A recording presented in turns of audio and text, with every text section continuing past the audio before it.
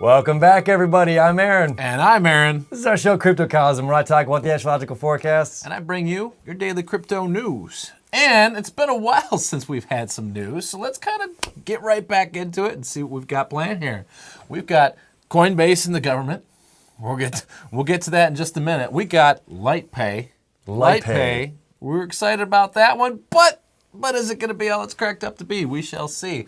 We got Lisk rebranding news, and we're going to take a look at that Bitcoin chart and see where we're at, ramping up for this next month here. Yeah. So I'm pretty excited. We've got a lot to talk about here. There's a lot of exciting things going on in the world, isn't there? Absolutely. So just in time for tax season. Ooh. It's right around the corner. I know all of you guys are dreading it just as much as I am, but I love the meme that's come out, and it's just like there's like this old man with this like perfect grill, and just like, I just got my Coinbase text thing. I'm going to jail. You know, it's like, oh. You and half of the rest of the country. Absolutely. So it's gonna be interesting. So Coinbase and the government now. The government has come in, talked to Coinbase once again, and said, "Guess what? We're going to stay on you.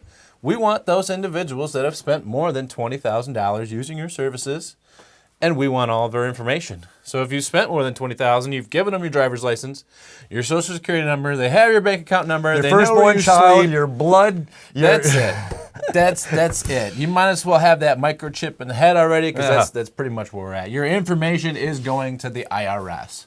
So they have sent an email out to all their users and individuals saying you might want to seek some legal help in terms of, I don't know, if you haven't or been avoiding your taxes for the past 3 to 4 years. I don't know what to do with my hands. Just hold them out like this. Yeah. Just hold them out. Guilty as charged. Something to keep in mind, that those types of things are happening, unfortunately. And like we said, it's the way that it's got to go. We have to have the regulations. It can't be a free-for-all goat rodeo in the cryptocurrency world. The goat rodeo. The goat rodeo. I've been to my fair share of goat rodeos, let me tell you. They're a hoot and a holler. And a holler. Absolutely. So make sure you're doing your due diligence. Make sure you're keeping track of how much you spend, how much you're trading, so that when the tax man does come around, you can decide accordingly. Right. And it's hard. And it's a hard pill, especially if you did it in November, December, when it was hype last year. And all of a sudden it was like, yeah, Bitcoin at $18,000 and I bought this at this and all these high rates. And now it's like half of that. And you're like, I have to pay taxes for all of this when now it's half of it. Well, only if you've traded coins. So if you bought a Bitcoin in December, let's say you bought it for, let's back up a little bit more, 10 grand. Okay. It went to 20 grand. Yeah. And then it went back to 10 grand or 9 grand. And you're still holding Bitcoin. Now you can defer up to 1 year. You can defer, and taxes is only collected when you either trade of like kind or cash out. So if you're still holding that Bitcoin that you bought in December, you're not liable to pay taxes at this point in time. If you trade it for another coin, and that's less than a year, then you will be charged taxes. That makes sense. And we can go deeper. We could probably get a whole episode on some of these tax laws. But if you're holding, we absolutely will. You don't really have to worry about that for at least a year. You can claim that you did buy it, but you're holding on to it, and you are not eligible, or you're not liable for taxes at that point in time. So, sweet. Keep in mind, we can defer those things. We can save you guys for another year. We'll definitely bring more details as they come along and what to do for it next year when we're making those trades and cashing in those coins. But we're going to be rolling in it because it's going to be, we're going to make so much money this year that come tax time next year, we're going to be like, just take it. I don't care. Just chop off a third. Here you go. Yeah, I don't care. We're not going to be like, moving on. So once you've paid your taxes and you actually want to spend some of your hard-earned crypto, well, LightPay was supposed to release its credit cards for Litecoin as of the 26th. Unfortunately, it has been indefinitely suspended. Indefinitely? What does that mean? They're cut off. There's major issues with the credit card issuers. Basically, in order to have a credit card tied to crypto, you really need to be able to schmooze with Visa and MasterCard. because it looks like they're pretty much stopping everybody in their tracks. They Yeah. are really trying to knock this down, which is unfortunately sad, but the technology is still a little ahead of its time. And we're going to see this cultural lag in different areas kind of play out in different ways. And until we get those big, I mean, they got the monopoly right now, essentially, and they really control the market in terms of card issuers because it's going to use all of its existing technology and piggyback off it. And they don't like that. They don't want them chopping into their credit cards and people using real money instead of fake money that they don't have that they're going to get charged interest on and things alike. Or saying, yeah, they're charging it at this much money, and then all of a sudden it halves it, and all of a sudden the people don't have. I think that's what a lot of folks were doing was, well, I'm gonna max out my credit card. I'm gonna buy in all of this, and it's gonna be fine because it's gonna double, triple, quadruple by next month because that's what I'd seen happen in November, December, and then it's fine. I'll just pull out my interest and pay it off. Well, guess what happened? You charged your card, it halved instead of doubled, and now we're up a creek without a paddle saying, how in the world am I gonna pay for this, pay for my regular bills, keep the electricity on, and feed my baby? And it's just like we made these decisions, on our gut instinct, hoping that they were gonna fruition into this, this great thing, and all of a sudden it's just like, but wait. Absolutely, absolutely. Never spend and invest more than you're willing to lose. Nothing is guaranteed. Don't bite more than you can chew. That's absolutely right. So make sure, and it's gonna be so much easier going down the line when you have these dips, and you know when you did it right when you don't have to worry. Right. That's really the sweet spot. Is are you going to miss this?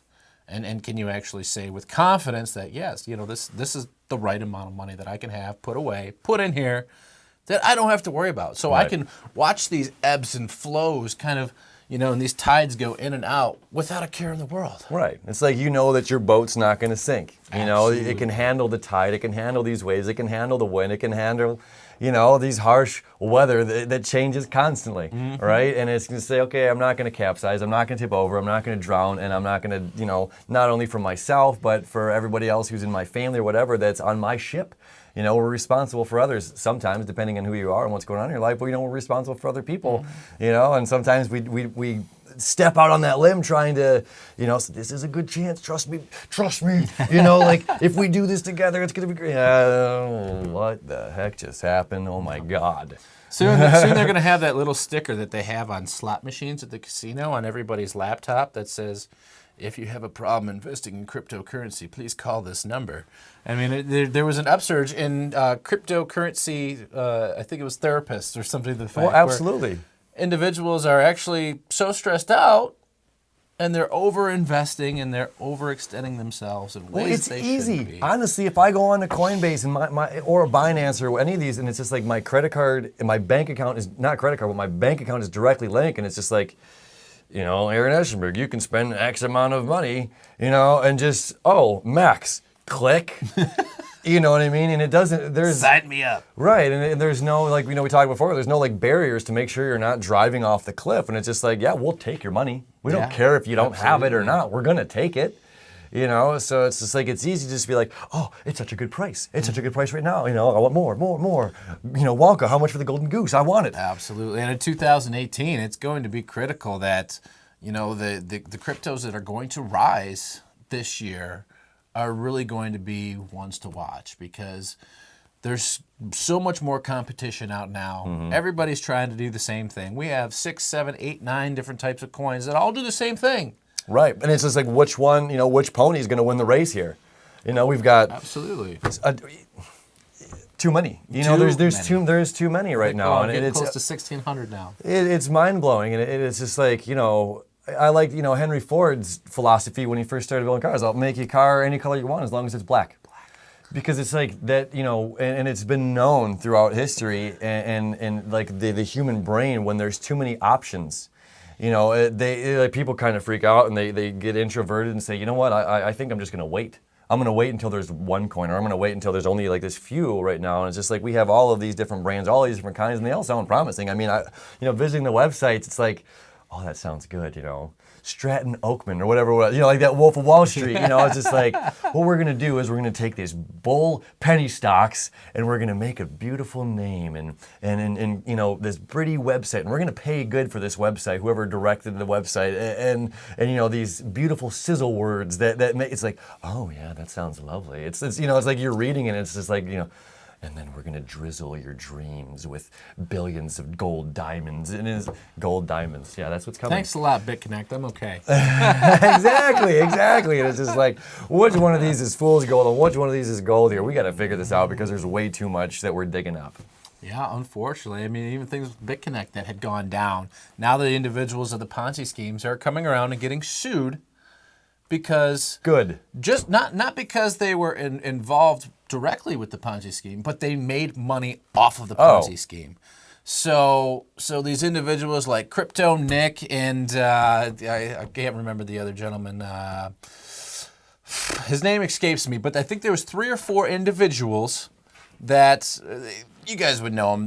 They got the on the YouTube advertisements on all day long, and pretty much every other crypto video you see these guys. Trayvon James, there we go.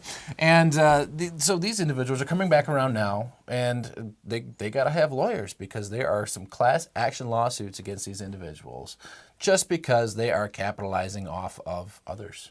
And we're talking anywhere from 600,000, I think, on the Crypto Nick end to several million in the Trayvon James end. Serious. So serious deal. It is. It is. And it's unfortunate. It really is. And it started with really, hopefully it started with good intentions, and I'm hoping, obviously we know that there's a lot of scammers out there. There's a lot of people looking to just kind of pick a pocket or two, boys.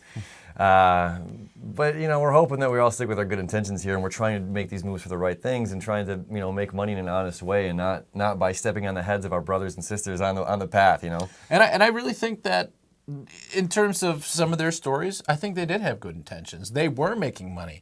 Can you make money off of Ponzi schemes? Heck yeah, you can. We've seen a Fortune 500. We've seen these pyramid things for forever. It's not new. It's not new. What they don't see is at any point in time, when the bottom falls out, the rest gets screwed. Yeah. So it's always going to take somebody. And that hurts. And that hurts because it's like you're saying, like, follow us. It's Drink like, brother, the sister, Kool-Aid. please, do what you must do. Don't trust the person that says the river's not deep. Absolutely. It's like, man, sometimes you gotta figure that stuff out on your own, and sometimes the river's deep, friends. They can only see about this much of what's in front of them, Yeah. unfortunately. But Right. in other news, the Lisk rebranding happened on February 20th. And I'll tell you what, they had a 2-hour special on YouTube, and I've watched it twice. They're doing a lot with education of blockchain, education of their platform. It's really an educational platform. It's gonna be great. It's really set up in such a way. They have their new API out and their new wallet. Everything is rebranded. It looks very, very sharp, very crisp, very clean. They've been diligent. They've done their homework. Yeah. They're together. They're ready to bring it Absolutely. forward. It's great. Down to all the icons that they use on their interfaces for developments and things like that. It's very slick, and I am very confident. So the price that we saw, I think we saw from about $23 up to $35. I think it almost touched 36. And now back to 19. And now back to 1827, just as we looked right before the show.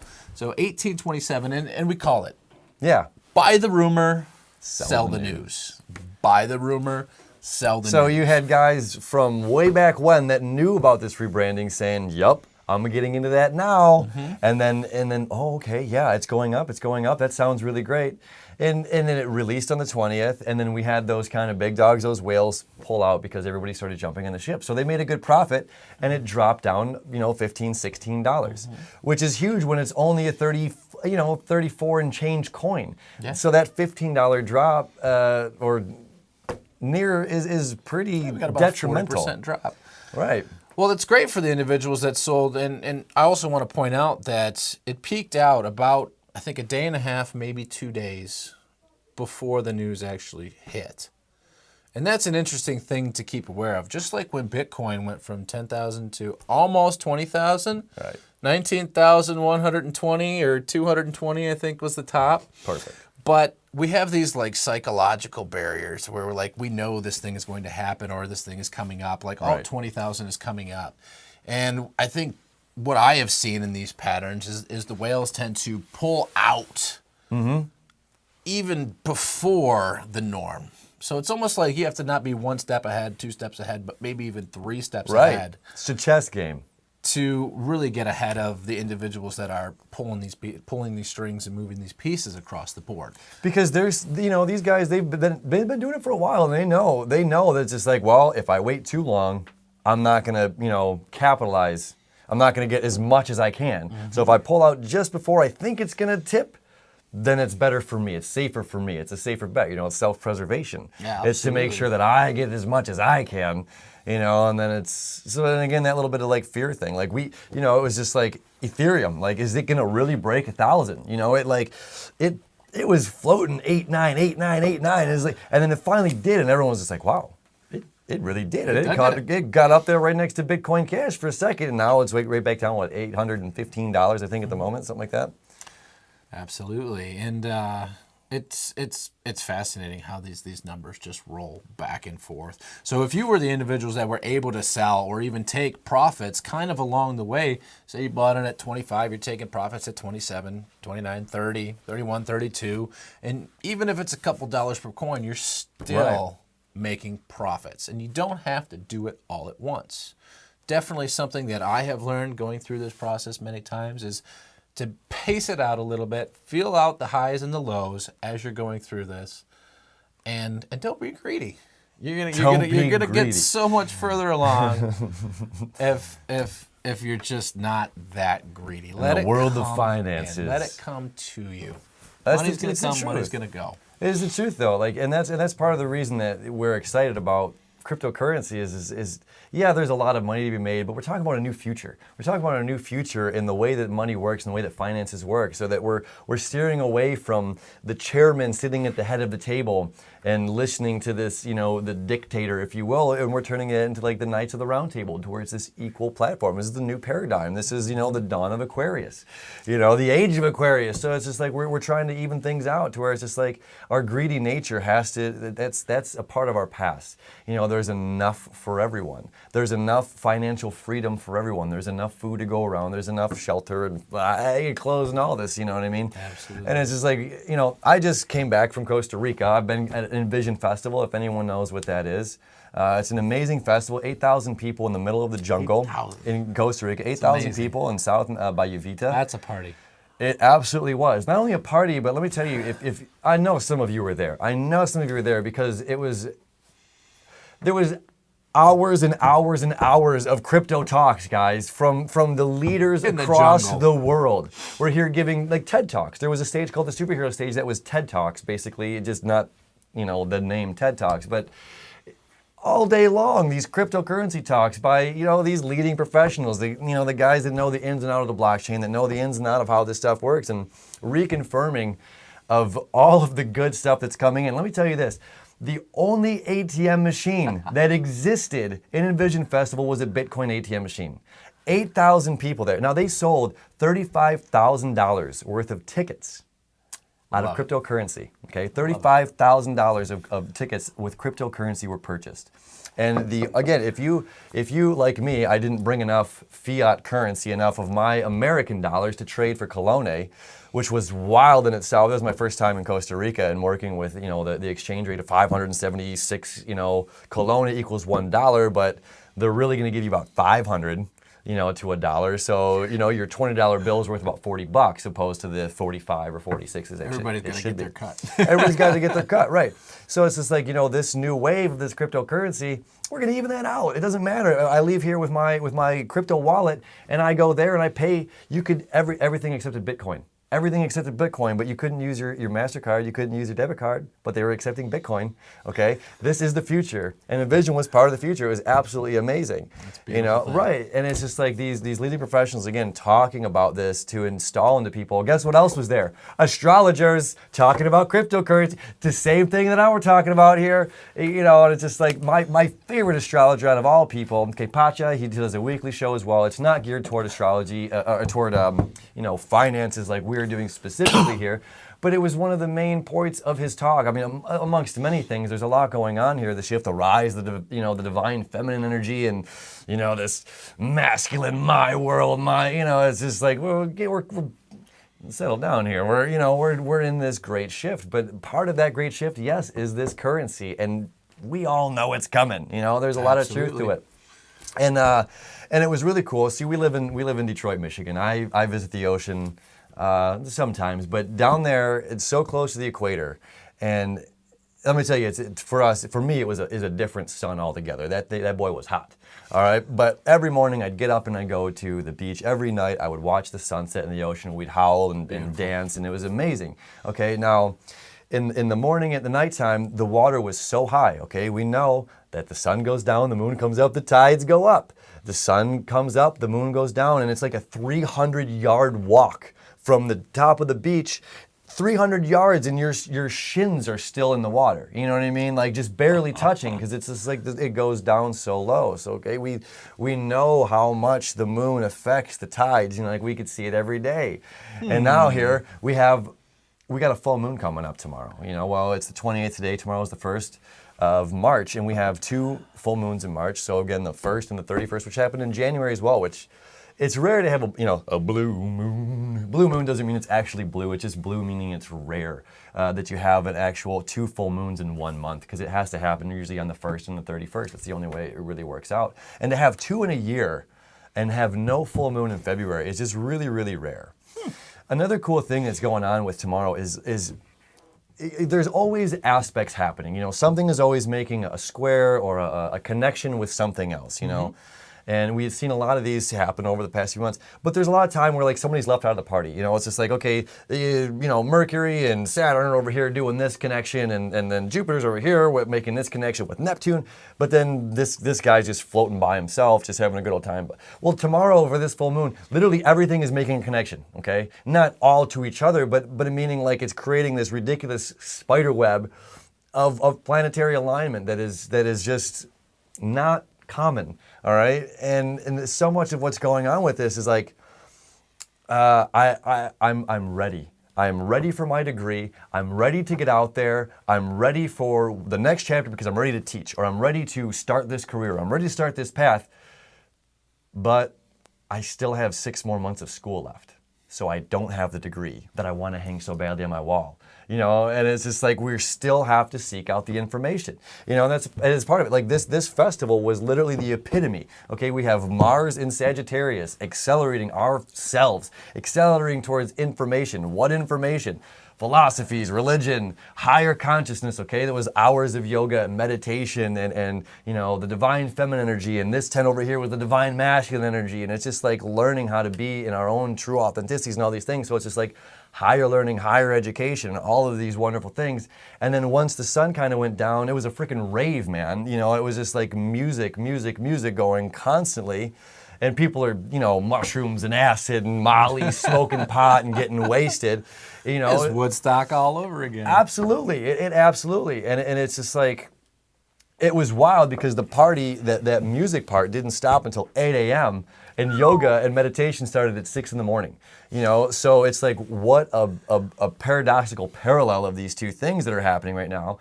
And which is, again, like the epitome of Neptune and Pisces, the dreamer. We have a Pisces party right now. The sun is in Pisces. Venus is in Pisces. Neptune is in Pisces, its ruling sign, right? Mm-hmm. And then we have, Mercury, Venus, the sun, Neptune, and then we have the moon tomorrow over in Virgo. But Pisces is our dreams, friends. This is like the expansion of our, what do we wish for? What do we want? What do we want to go and get? And Mars is over there in Sagittarius saying, I want this. I want to learn about this. I want to learn about this. And I have to, in order to get that plaque on my wall, in order to get this, I have to show up to class. I have to go through all of this.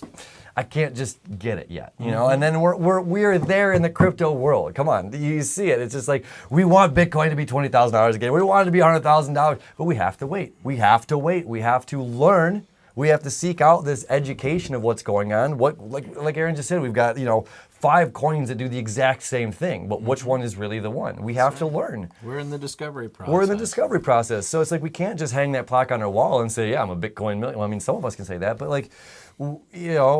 we've got to continue to do the work. So our dreams are there. We're launching those rockets of desire, but we still have to educate ourselves. We still have to seek out these professionals, our mentors, and seek the higher information. Absolutely. So what do we have in the sky coming up in March? March has kind of been a topic on my mind as you and I have discussed some of these things going on. What are the types of things that are coming up in March that we may have even seen before that look promising? Absolutely. Just a quick look ahead here. There's two big movements happening in March. So for one, we have the full moon. Everybody knows, as we've been talking about, full moons, usually we see a bit of a dip. Okay, and right now we're seeing a lot of red in the altcoin world.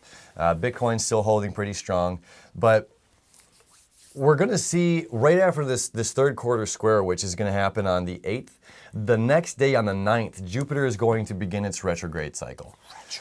So retrograde again is when the planet perceivably moves backward from Earth's perspective. So Jupiter again is that planet of more and more and more. It's the magnifying glass that's looking at what? We're looking at Scorpio. We're shining the shadows on what we can't see, okay? Sex, money, power. Scorpio, other people's money. My favorite kind. You're right. So it's just like we've had this search party moving, and now we're at 20-some degrees Scorpio, okay? And now it goes backward for about 3.5 months. 3.5 months is going backwards. It's saying, did we miss something? Maybe we didn't find what we were looking for. Maybe we need to go back in that cave and dig up some more. Maybe we need to go back and invest a little bit more. The Cave of Wonders. The Cave of Wonders. That happens on March 9th, okay? And that same day, Mercury begins its shadow period, because on the 22nd, it's going to retrograde.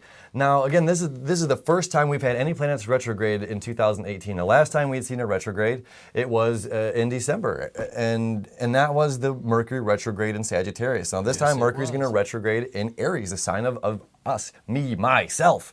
So it's just like, not only are we going to have Jupiter retrograde, moving backward, trying to re-examine, review, see if we've forgotten anything when we're talking about other people's money. And then we have self moving backward and saying, well, maybe I didn't do something right. Maybe I need to relook at something. Maybe I need to focus my time, attentions, efforts, or money in a different place. So I am highly anticipating these retrogrades are going to bring a lot more money into our pool.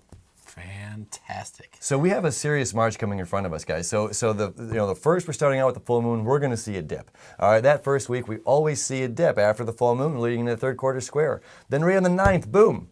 Right before we get to the new moons, we see a rise. That's just how it is. The rise, the tide comes back up. The money pool's coming back up, baby. All in alignment with the retrogrades. Absolutely. I can't wait. It's going to be a great March. There's a lot of good stuff coming on. A lot of good stuff coming on. Absolutely. Aaron, you got something else for me? Well, let's take a look at that Bitcoin chart here real quick. Let's put that one up on the screen. So just earlier we ran a quick analysis and we see this beautiful bull flag pattern. As you guys notice, the two descending parallel lines running down this chart. And at the very end of these parallel lines, you'll see we finally broke trend. And if we can maintain the breaking of this trend, and hopefully turn this top line into a support line, which means the price will go up and continue to go up. And when the price falls back down, it doesn't break below that top trend line. And if we can maintain that, that will definitely signify a market reversal, a full market reversal. And if we can make another high just after this past one that we've made, you know, we're going to be looking for blue sky breakout weather here. So if we can line this up with the new moon coming up, and I think it's going to be a beautiful, fantastic month. I really can't wait for March. I think so. March is going to be huge, friends. We got a lot coming on, but first, we're going to give you a little wisdom. You know how we like to end every show. Here we go. A little bit of positivity. Good judgment comes from experience, and a lot of that comes from bad judgment. We gotta make some mistakes before we know how to handle the future, right? Absolutely. That's what wisdom's all about. That's right. Thanks for joining us. Don't forget to like, share, and subscribe, and hit that little bell down there, the notification button, so you guys don't miss anything we got coming up for you. We'll see you next time. Cryptocosm.